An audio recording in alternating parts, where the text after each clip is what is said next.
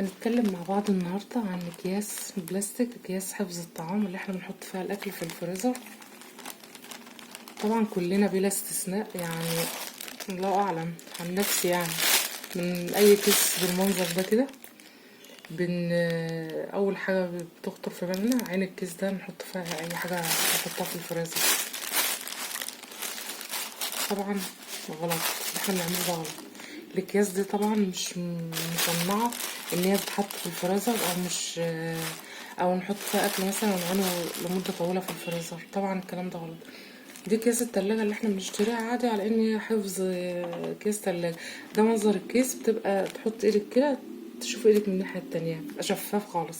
لو جايبة كيس تاني ما تشوفش ايدك منه، او يبقى مغروش كده او عامل زي الشبورة كده، يبقى ده مش كويس. ده يعتبر الى حد ما كويس. طبعا لما نيجي نعين اكل في الاكياس عشان نعينها في الفريزر، ممنوع منعا باتا ان احنا نحط الاكل في الكيس وهو سخن. نستنى لما الاكل يبرد خالص، وبعد كده نبدا نحط الاكل فيه اللي هنحفظه في الفريزر ونعينه في الفريزر. وطبعا في اكياس، الاكياس ديت انواع. في اكياس للتجميد، لو انت هتجمدي لحمه او سمك او فراخ او حاجه زي كده، في اكياس للتجميد مخصصه مخصوص لدرجه حراره الفريزر، ويبقى لها قفل من هنا كده، اقفال من هنا. وفي لو هتحط خضار او حاجه ممكن نستخدم الاكياس العاديه ديت، بس هما بيفضلوا من الاكياس اللي هي مصنعه مخصوص تستحمل درجه حراره الفريزر. دي حاجه.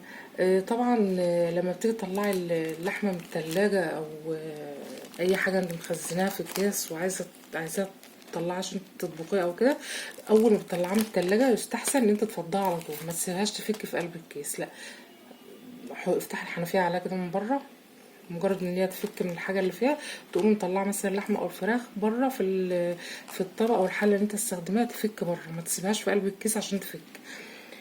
حاجه مهمه برضو احنا بنعملها ومش واخدين بالنا منها، اللي هي لما تروحي تشتري فول من عند بتاع الفول، بتجيب الفول طبعا بيبقى سخن، هو بيعبولك في كيس او في علبه بلاستيك. ده طبعا غلط جدا جدا جدا. عايزين نرجع لايام زمان وعادة زمان، ان احنا ناخد طبق كده ونروح نشتري في الفول، او علبه تكون مخصصه مخصوص للحاجات دي، لان طبعا البلاستيك ده بيتفاعل مع اي حاجه سخنه ويطلع مواد خطيره جدا على الجسم، طبعا احنا في غنى عنها. طبعا زي ما قلت لكم كده، البلاستيك دهوت لو زادت، لو الحاجه طبعا اتعينها في التلاجة وزادت عن المده بتاعتها، البلاستيك ده بيطلع منه ماده بتترسب وتتجمد على الاكل. فيستحسن ان احنا نجيب اكياس، في اكياس مخصصه للتجميد وفي اكياس عاديه للخضار زي ما قلت لكم.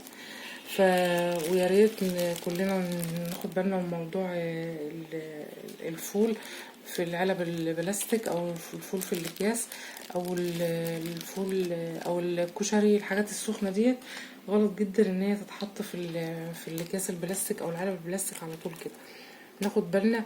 ويا ريت نرجع لايام زمان، نبعت الاطفال تشتري الفول في الطبق او العلبه، حاجه مخصصه للحاجات ديت، ونخلي بالنا من صحتنا. ربنا يسترها معانا ومعاكم.